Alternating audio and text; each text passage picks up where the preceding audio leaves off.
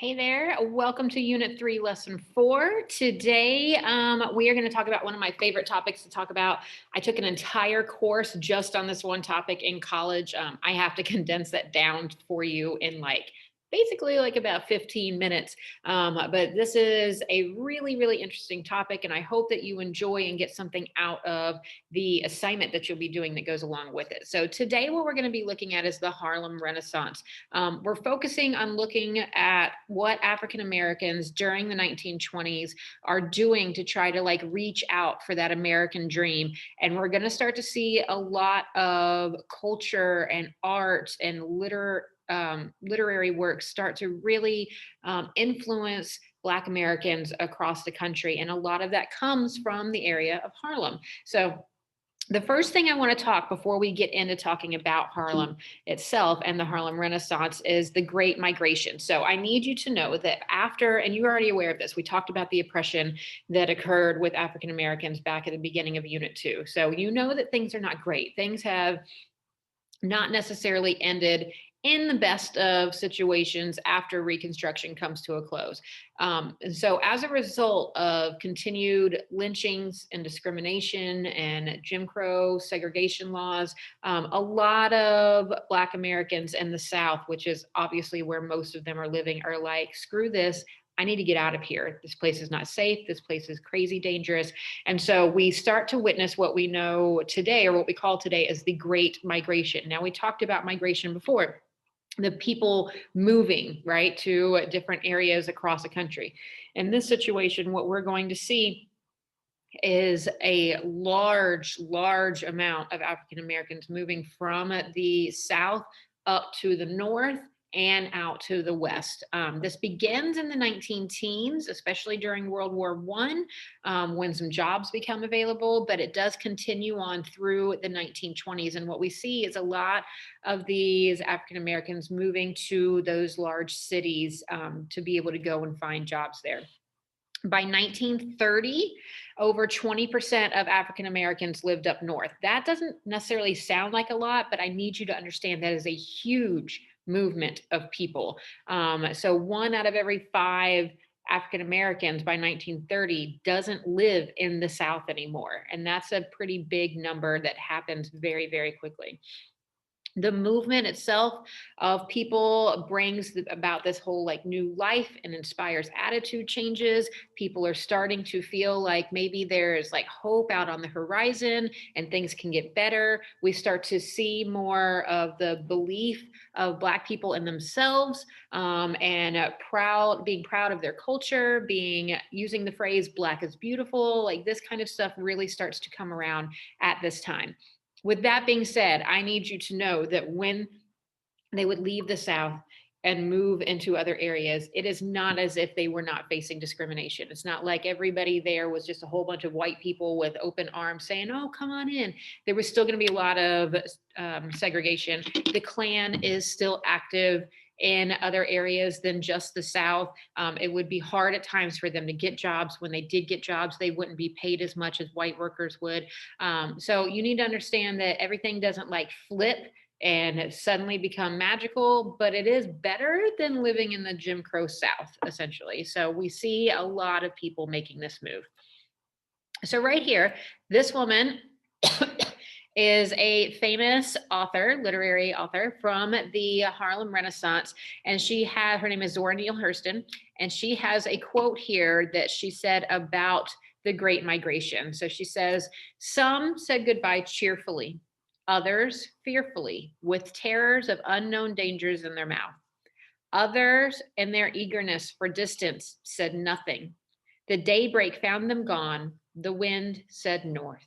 So essentially what she's saying here by talking about this is that they knew that they needed to get out of the South, and that they were happy to leave, but you are still going into unknown territory and going to a new place that you've never been before.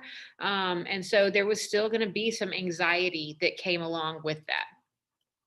So let's pop over to Harlem. So one of those cities that gets a whole lot of African-American migration is New York City. And specifically, the neighborhood of Harlem kind of becomes a mecca, a center for African-American culture and art. and literature, and just so many things start coming out of this area.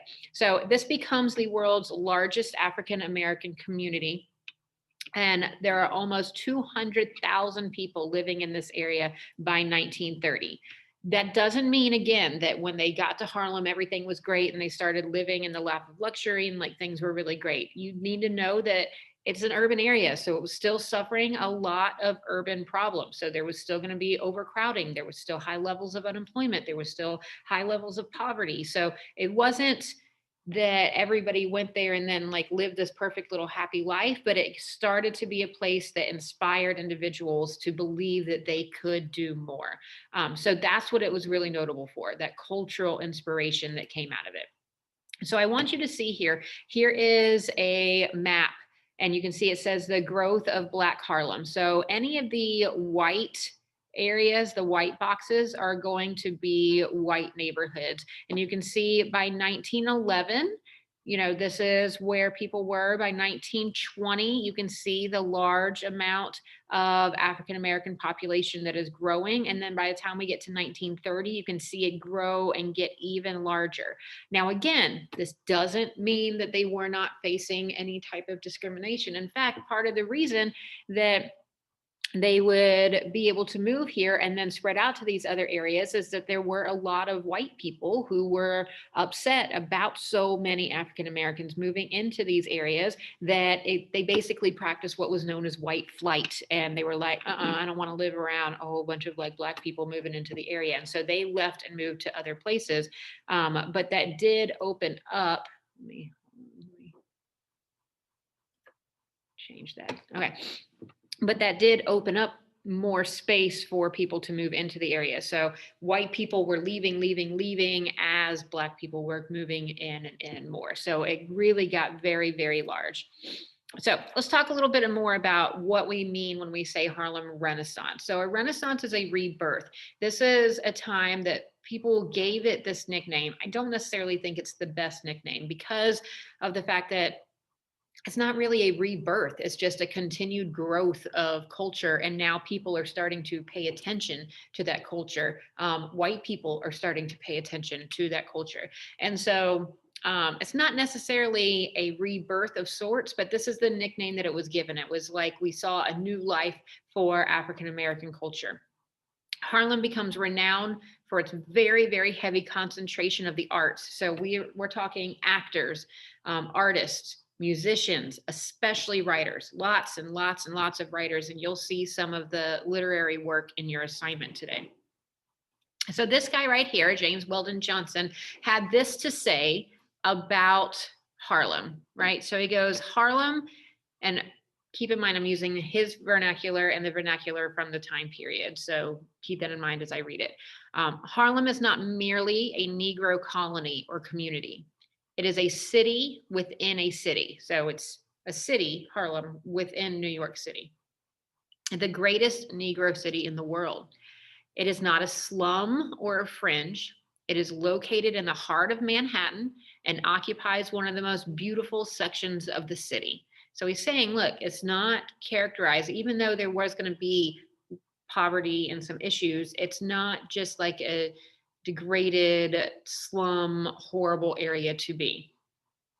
And so it says that it has its own churches, social and civic centers, shops, theaters, and other places of amusement. And it contains more Negroes to the square mile than any other spot on earth.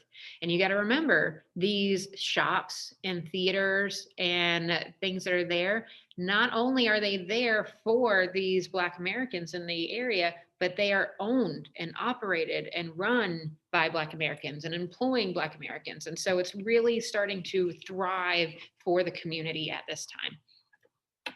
So the Harlem Renaissance, as I already said, more than any other thing, was a literary movement. There was more writing that actually took place and got attention. So there are multiple famous writers that you need to be familiar with. One of them is Claude McKay. I believe in your assignment today, you're going to see a little bit of Claude McKay. His writing was a little bit more militant, a little bit more in the way of W.E.B. Du Bois, urging people to resist prejudice and demand that their rights be given to them now.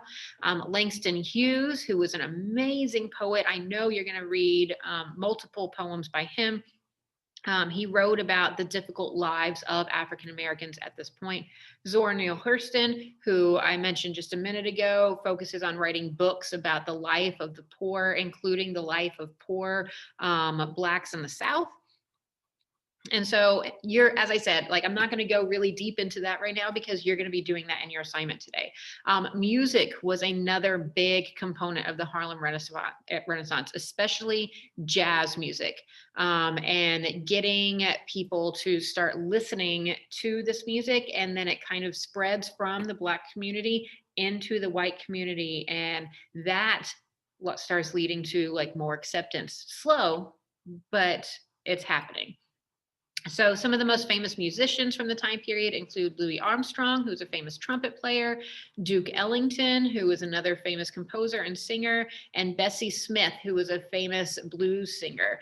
In your assignment today, you will be watching a little video that talks about the music from the 1920s and the inspiration from jazz and the African American community. So you'll get a little sample of what this music is like. So we are almost done. Before I move on and let you go with your assignment, I want you to also know that during this time, like I said, we're starting to see some changing attitudes that take place and people starting to be like, no, I'm proud to be Black. I am proud to stand up for my culture and my heritage. So things start to work towards their favor during this time. So the 1920s sees a huge growth of the NAACP, which had been created by Du Bois and others. They fought really, really hard against those anti-lynching laws being passed so that people wouldn't be killed without any repercussions. And then there were some other radical thinkers at the time as well. So the most radical that I can think of to really tell you about is a guy by the name of Marcus Garvey. He ends up being the founder of a group called the UNIA, which is the Universal Negro Improvement Association. And so in terms of how kind of radical it was, he actually at one point met with the leader of the KKK and sat down with him, and he was like, dude, I actually think you're right. We need to be segregated. He actually supported it because he said that whites and Blacks just needed to always be separate. In fact, he said it so much that he was like, I think that African Americans need to actually go back to Africa. And so he pushed a new movement called the Back to Africa movement, and actually continued, like I said, to support that segregation and say, look, we'll go back to our home countries over in Africa. You guys stay here, and then everybody will be happy. Obviously, that's not the way everybody thought about things, but it was a very, a much more radical way of looking at what should be done during the time. So I'm going to back away and talk to you about your assignment. So I love your assignment today. I really wish that we could be in class together and like reading these poems together and really diving into them. But, we're in a virtual world right now, so things are a little different. So this is going to be a Canvas quiz for you to complete. And what you're going to do is you're going to read these different poems. So this first one is by Claude McKay. So remember, I said he's the guy who's a little bit more militant. And you're going to read a poem by him that says, "If we must die." You can imagine the we in this situation is talking about African Americans. So you're going to read through this, and then you're going to answer this question. Then you're going to read I2 by Langston Hughes, which is a phenomenal poem, and then answer that question. And then you're going to read my favorite poem by Langston Hughes that I always have to include, called Mother to Son. And then when you get to this one, it's not multiple choice. You need to answer these 4 questions down here. As it says, make sure you answer all 4 questions to get full credit.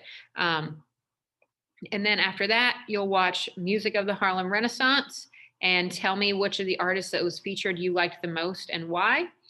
And then you'll answer a question to wrap it up for me and tell me if you were a Black American living in the 1920s, even if you weren't living in Harlem, but you saw the stuff that was coming out of Harlem, how would it make you feel? What kind of feelings would it give you to see that kind of stuff happening? So that's what I need you to do. And then you submit it.